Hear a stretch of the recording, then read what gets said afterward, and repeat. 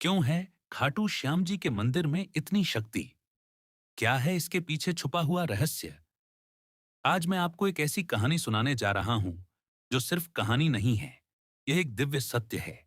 यह एक ऐसे भगवान की कहानी है जो कलयुग में हारे हुए का सहारा बना, जिसका नाम सुनते ही रोंगटे खड़े हो जाते हैं, जिसके दर्शन मात्र से जीवन बदल जाता है। राजस्थान की धरती पर सीकर जिले में खाटू नामक एक छोटे से गांव में एक ऐसा मंदिर है जहां रोज लाखों लोग अपनी मुराद लेकर आते हैं। कोई रोता हुआ आता है, कोई हारा हुआ आता है, कोई टूटा हुआ आता है, लेकिन जो भी सच्चे दिल से आता है वो खाली हाथ नहीं जाता। लेकिन क्यों है इस मंदिर में इतनी शक्ति? क्या है वह रहस्य जो इस स्थान को दुनिया के सबसे चमत्कारिक धामों में से एक बनाता है? आइए, मैं आपको वो कहानी सुनाता हूं जो समय के पन्नों में दबी हुई है। वो कहानी जो आपकी आत्मा को छू जाएगी। नमस्कार प्यारे दर्शकों। दोस्तों, आज हम एक नई कहानी और एक नया वीडियो लेकर आपकी सेवा में उपस्थित हुए हैं। आज की कथा अत्यंत ज्ञानवर्धक और प्रेरणादायक है। कथा शुरू करने से पहले आपसे एक विनम्र निवेदन है। शास्त्रों में कहा गया है कि अधूरी छोड़ी गई कथा दुख और पाप का कारण बनती है। इसलिए इसे अंत तक अवश्य सुनें। और अगर आप अपनी मां से सच्चा प्रेम करते हैं तो इस वीडियो को लाइक करें, हमारे चैनल को सब्सक्राइब करें और कमेंट में मान लिखकर अपना समर्थन दें। तो आइए, बिना किसी विलंब के आरंभ करते हैं आज की प्रेरणादायक कथा। युगों पूर्व, जब धर्म और अधर्म के बीच युद्ध की तैयारी हो रही थी, उस समय पांडुपुत्र भीम के पुत्र घटोत्कच के घर में एक अद्भुत बालक ने जन्म लिया। उसकी माता का नाम था मोरवी, जो अहिलावती के नाम से भी प्रसिद्ध थी। जन्म के समय ही आकाश में दिव्य प्रकाश फैला था, देवताओं के मृदंग बजे थे। ये बालक था बर्बरीक, एक ऐसा योद्धा जिसकी वीरता और शक्ति की गाथा आज भी कही जाती है। बर्बरीक के जन्म के साथ ही प्रकृति में अनेक चमत्कार हुए थे। वृक्ष फल फूलों से लद गए, नदियां मधुर संगीत बजाने लगीं और पशु पक्षी आनंद में नृत्य करने लगे। ये सब इस बात का प्रमाण था कि कोई दिव्य आत्मा धरती पर अवतरित हुई है। बचपन से ही बर्बरीक में अद्भुत शक्तियां थीं। जब वो मात्र 5 वर्ष का था, तब उसने एक हाथी को केवल अपनी मुट्ठी के बल पर रोक दिया था। 10 वर्ष की आयु में उसने एक दिन में 100 राक्षसों का वध कर दिया था। मां मोरवी ने अपने पुत्र को सिखाया था, हे पुत्र, जीवन में हमेशा याद रखना कि सबसे बड़ा धर्म है हारे हुए की सहायता करना। जो निर्बल है, जो असहाय है, जो संकट में है, उसके साथ खड़े होना ही सच्चा धर्म है। मां के इन शब्दों को बर्बरीक ने अपने हृदय की गहराई में बसा लिया था। वह जानता था कि उसकी शक्ति का उपयोग कमजोरों की रक्षा के लिए करना है। जब बर्बरीक 16 वर्ष का हुआ, तब उसने घोर तपस्या की। हिमालय की ऊंची चोटियों पर, जहां सिवाय बर्फ के कुछ नहीं था, वहां उसने भगवान शिव की आराधना की। महीनों तक केवल हवा पीकर बिना भोजन के वो तपस्या में लीन रहा। भगवान शिव प्रसन्न हुए और उन्होंने बर्बरीक को 3 अद्भुत बाण प्रदान किए। ये बाण साधारण नहीं थे, ये दिव्य थे, चमत्कारी थे। पहला बाण यह शत्रु के सभी कमजोर स्थानों को चिन्हित करता था। जहां भी यह निशाना लगाता, वहां लाल रंग का चिन्ह बन जाता था। दूसरा बाण यह मित्रों और रक्षणीय व्यक्तियों को पहचान कर उन्हें चिन्हित करता था। उन पर नीले रंग का निशान बनता था। तीसरा बाण यह सबसे शक्तिशाली था। ये लाल निशान वाले सभी स्थानों को एक साथ भेद कर शत्रुओं का संहार करता था और नीले निशान वाले सभी को सुरक्षित कर देता था। माता मोरवी ने, जो स्वयं एक नाग कन्या थी, अपने पुत्र को एक दिव्य धनुष प्रदान किया। यह धनुष इतना शक्तिशाली था कि इसकी टंकार से ही शत्रु भयभीत हो जाते थे। इस धनुष का नाम था महाकाल दंड। इस धनुष की विशेषता यह थी कि यह कभी नहीं था। जो भी लक्ष्य बर्बरीक मन में सोचता, वो तुरंत उस तक पहुंच जाता था। चाहे शत्रु कहीं भी छुप जाए, चाहे वह किसी भी माया का सहारा ले, ये बाण उसे ढूंढकर मार गिराता था। जब महाभारत के युद्ध की घोषणा हुई, तब बर्बरी के हृदय में भी युद्ध में भाग लेने की इच्छा जगी। उसने सोचा, ये तो धर्म और अधर्म का युद्ध है, मुझे इसमें अवश्य भाग लेना चाहिए। लेकिन प्रश्न था किस पक्ष में? बर्बरी के मन में कोई शंका नहीं थी। उसकी मां ने जो संस्कार दिए थे, उसके अनुसार उसे हमेशा हारने वाले का साथ देना था। वह अपने नीले घोड़े पर सवार होकर कुरुक्षेत्र की ओर चल पड़ा। रास्ते में जो भी उसे मिलता वह पूछता, कुरुक्षेत्र में कौन जीत रहा है? सभी का एक ही उत्तर था, पांडव निर्बल है, कौरव शक्तिशाली है। यह सुनकर बर्बरीक का निर्णय और भी पक्का हो गया। वह पांडवों का साथ देगा। कुरुक्षेत्र के पास पहुंचकर बर्बरीक ने एक वटवृक्ष के नीचे विश्राम किया। वहां उसे एक युवा ब्राह्मण मिला जो अत्यंत सुंदर और तेजस्वी था। उसकी आंखों में अद्भुत गहराई थी, मुस्कान में दिव्य चमक थी। यह ब्राह्मण कोई और नहीं, स्वयं भगवान कृष्ण थे, जो बर्बरी की परीक्षा लेने आए थे।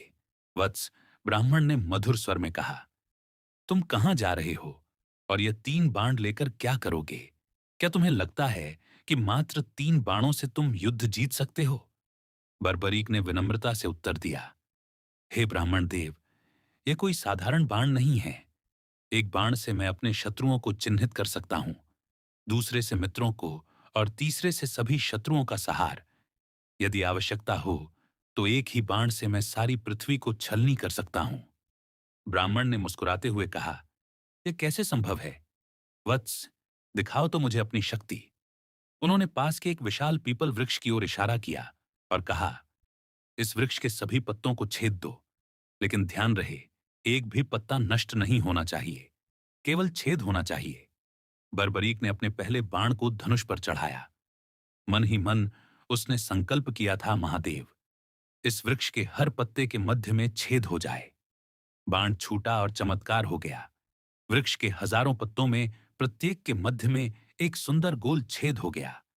पूरा वृक्ष मानो कलाकृति बन गया था। लेकिन यह चमत्कार यहीं नहीं रुका। ब्राह्मण के पैर के नीचे भी एक पीपल का पत्ता था, जिसमें भी छेद हो गया था। बर्बरिक समझ गया कि यह कोई साधारण ब्राह्मण नहीं है। तभी ब्राह्मण का रूप बदलने लगा। उनके चारों ओर दिव्य प्रकाश फैल गया। उनके सिर पर मोरपंख का मुकुट दिखाई दिया, हाथ में सुदर्शन चक्र और मुरली। ये थे स्वयं भगवान कृष्ण।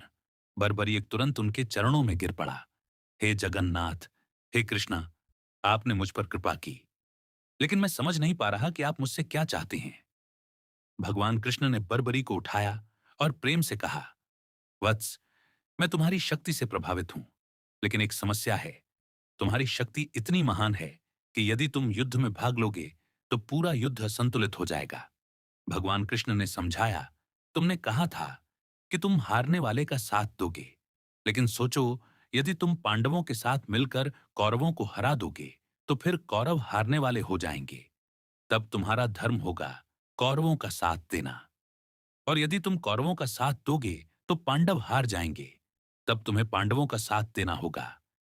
इस तरह तुम अकेले ही पूरा युद्ध लड़ोगे और सभी महारथी केवल तमाशबीन बनकर रह जाएंगे। बर्बरी के मन में तूफान मच गया। उसने समझा कि भगवान सत्य कह रहे हैं। उसकी शक्ति वास्तव में इतनी प्रबल थी कि वह अकेले ही युद्ध का परिणाम बदल सकती थी। भगवान कृष्ण ने धीरे से कहा, वत्स, मैं तुमसे गुरु दक्षिणा मांगता हूं। अवश्य प्रभु, आपकी आज्ञा मेरे लिए सर्वोपरि है। मांगिए, क्या चाहिए आपको? मुझे तुम्हारा शीश चाहिए। यह सुनकर बर्बरी के चेहरे पर एक पल के लिए उदासी छा गई। उसके मन में हजारों विचार आए। युद्ध देखने की इच्छा, वीर गति पाने की चाह, यश कमाने की लालसा, सब कुछ एक पल में बिखर गया। लेकिन अगले ही क्षण उसके चेहरे पर शांति आ गई। गुरु का आदेश उसके लिए सब कुछ था।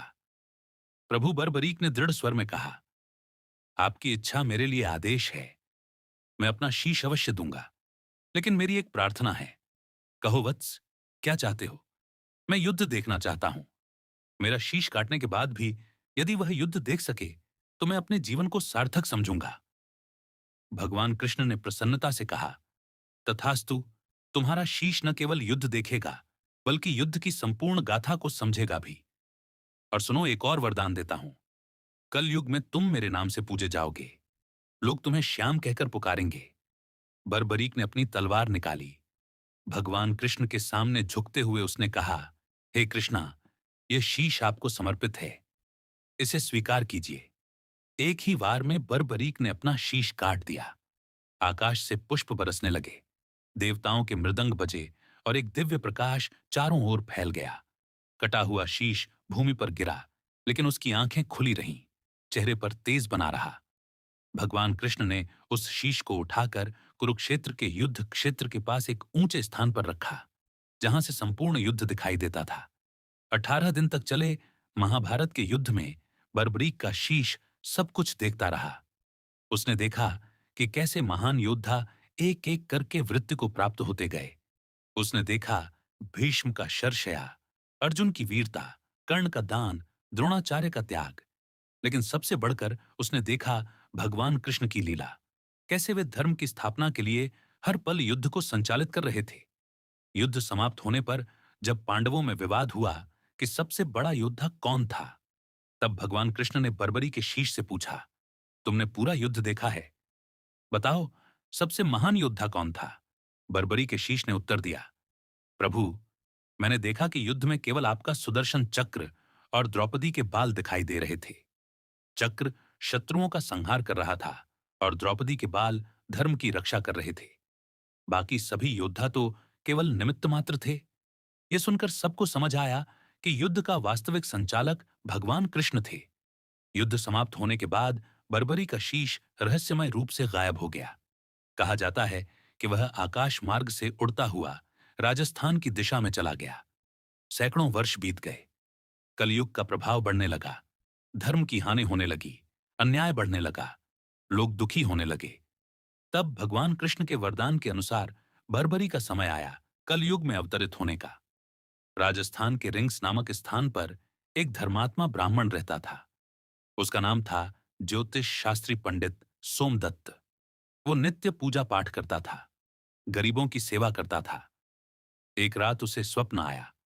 स्वप्न में एक दिव्य पुरुष दिखाई दिया जिसकी आभा अद्भुत थी। उसने कहा, मैं बर्बरीक हूं, महाभारत का योद्धा। कलयुग में मैं श्याम के नाम से पूजा जाऊंगा। तुम कल प्रातःकाल नगर के बाहर पीपल वृक्ष के नीचे खुदाई करो, वहां तुम्हें एक दिव्य शीश मिलेगा। अगले दिन पंडित सोमदत्त ने अपने मित्रों के साथ उस स्थान पर खुदाई शुरू की। थोड़ी खुदाई के बाद ही मिट्टी से एक अद्भुत तेज निकलने लगा। जैसे जैसे खुदाई आगे बढ़ती गई, तेज और भी प्रखर होता गया। अंत में एक अद्भुत शीश मिला। यह शीश जीवंत लगता था। इसकी आंखें बंद थीं, लेकिन चेहरे पर दिव्य शांति थी। शीश के चारों ओर प्रकाश फैला हुआ था। जैसे ही शीश को बाहर निकाला गया, आकाश में इंद्रधनुष दिखाई दिया, फूलों की वर्षा हुई और मधुर संगीत की आवाज आई। पंडित सोमदत्त ने शीश को एक पवित्र स्थान पर रखा। उसी रात उन्हें फिर स्वप्न आया। इस बार स्वप्न में भगवान कृष्ण दिखाई दिए। वत्स, भगवान कृष्ण ने कहा, इस शीश को यहां से खाटू नाम के स्थान पर ले जाना है। वहां एक कुंड है जो मेरी दिव्य शक्ति से बना है। उसका नाम श्याम कुंड है। वही बर्बरी का स्थायी निवास होगा। लेकिन प्रभु, खाटू कहां है? पंडित ने पूछा। तुम केवल शीश को लेकर चलते जाओ। जहां शीश रुकना चाहेगा समझ जाना कि वही स्थान है। पंडित सोमदत्त ने शीश को एक दिव्य पट्टी पर रखा और यात्रा शुरू की। रास्ते में जो भी व्यक्ति शीश के दर्शन करता, उसके सारे कष्ट दूर हो जाते थे। बीमार व्यक्ति ठीक हो जाते, दुखी लोगों को शांति मिलती। कई दिन की यात्रा के बाद जब वे एक सुंदर स्थान पर पहुंचे, तो शीश अचानक भारी हो गया। कितनी भी कोशिश करने पर वो आगे नहीं बढ़ सका। समझ में आ गया कि यही वह स्थान है। वहां एक प्राकृतिक कुंड था, जिसका पानी अत्यंत शुद्ध और निर्मल था। स्थानीय लोग इसे श्याम कुंड कहते थे। उस समय खाटू गांव का राजा था, राजा रूप सिंह चौहान। जब उन्हें इस चमत्कारी शीश के बारे में पता चला, तो वे तुरंत दर्शन के लिए आए। शीश के दर्शन करते ही राजा के मन में अपार श्रद्धा जग गई। उन्होंने तुरंत वहां एक भव्य मंदिर बनवाने का निर्णय लिया। मंदिर का निर्माण अद्भुत तरीके से हुआ। दिन में जितना काम होता, रात में उससे दोगुना काम अपने आप हो जाता। मजदूर कहते कि रात में दिव्य शक्तियां काम करती दिखाई देती थीं। जब मंदिर तैयार हो गया और शीश को वहां स्थापित किया गया, तो पहली बार आरती का आयोजन हुआ। राजा रूप सिंह चौहान ने स्वयं आरती उतारी। आरती के दौरान एक अद्भुत चमत्कार हुआ। शीश की आंखें खुल गईं और उन आंखों में इतना तेज था कि सभी लोग चकित रह गए। ऐसा लगता था जैसे कोई जीवंत व्यक्ति सामने बैठा हो। उसी दिन से यह परंपरा शुरू हुई कि श्याम बाबा नित्य अपने भक्तों के दर्शन देते हैं। उनकी आंखों में वही दया भाव है जो महाभारत के समय था। वही करुणा है जो हारे हुए के लिए थी। श्याम कुंड में एक विशेष रहस्य है। इसका पानी कभी कम नहीं होता, कभी ज्यादा नहीं होता। हजारों लोग रोज इसमें स्नान करते हैं, लेकिन पानी का स्तर वहीं रहता है। वैज्ञानिकों ने इसकी जांच की, लेकिन कोई भूमिगत जल स्रोत नहीं मिला। यह रहस्य आज भी बना हुआ है। कहा जाता है कि यह कुंड सीधे क्षीर सागर से जुड़ा है, जहां भगवान विष्णु विराजते हैं। इसीलिए इसका पानी कभी समाप्त नहीं होता। श्याम बाबा की मूर्ति के ठीक नीचे एक गुप्त कक्ष है। कहा जाता है कि वहां बरबरीक के तीनों दिव्य बाण रखे हुए हैं। यह कक्ष तब तक नहीं खुलेगा जब तक कलयुग में धर्म का सर्वनाश नहीं हो जाता। जब कलयुग के अंत में पाप अपने चरम पर पहुंचेगा, तब यह कक्ष खुलेगा और श्याम बाबा अपने दिव्य बाणों के साथ धर्म की स्थापना करेंगे। भविष्य पुराण में लिखा है कि कलयुग के अंत में एक नील घोड़े पर सवार होकर एक योद्धा आएगा जो धर्म की स्थापना करेगा। श्याम बाबा के भक्त मानते हैं कि यह योद्धा श्याम बाबा ही होंगे। मंदिर के पुराने शिलालेखों में एक नील घोड़े का चित्र है, जिस पर एक योद्धा सवार है। यह चित्र रहस्यमय है और इसका अर्थ आज तक कोई नहीं समझ सका।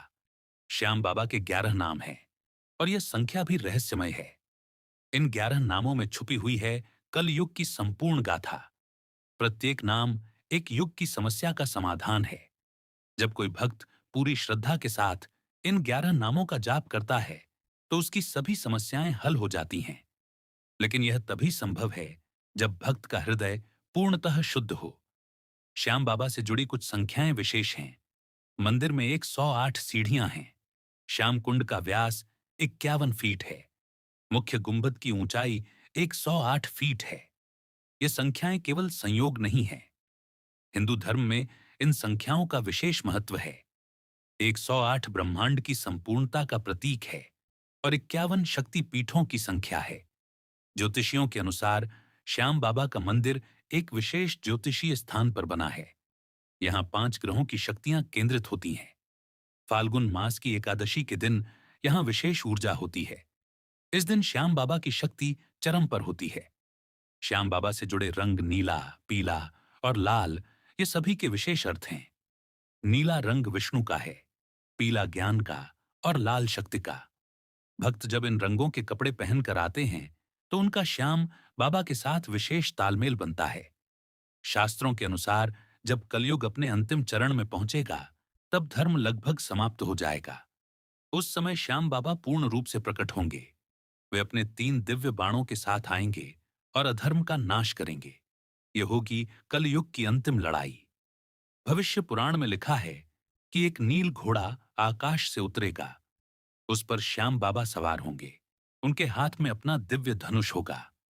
वे एक ही बाण से सारे संसार के पापियों का नाश करेंगे और धर्म की स्थापना करेंगे। श्याम बाबा के इस अवतरण के बाद सत्य युग शुरू होगा। फिर से धर्म, सत्य और न्याय का राज्य होगा। लोग प्रेम से रहेंगे, कोई दुख नहीं होगा। यही है श्याम बाबा का अंतिम मिशन, संसार में शांति और खुशी की स्थापना। इस कहानी का अंत प्रेम की जीत के साथ होता है। श्याम बाबा प्रेम के अवतार हैं। उनका प्रेम जाति, धर्म, भाषा की सीमाओं को पार करता है। वे मुस्लिम, सिख, ईसाई सभी के हैं, क्योंकि दुख का कोई धर्म नहीं होता और जो दुख हरता है वह सबका होता है। हारे का सहारा श्याम हमारा। यही है खाटू श्याम की दिव्य शक्ति। यही है उनका छुपा हुआ रहस्य, अनंत प्रेम, अनंत करुणा, अनंत कृपा। प्रिय साथियों, इस कथा के बारे में आपके विचारों का हमें बेसब्री से इंतजार रहेगा। अगर यह कथा आपके लिए प्रेरणादायक साबित हुई हो, तो कृपया इसे लाइक करें और इसे अपने प्रियजनों के साथ साझा करें। साथ ही कमेंट बॉक्स में जय श्री कृष्ण लिखकर अपनी भक्ति व्यक्त करें। इस वीडियो को पूरा देखने के लिए आपका दिल से आभार। जय श्याम।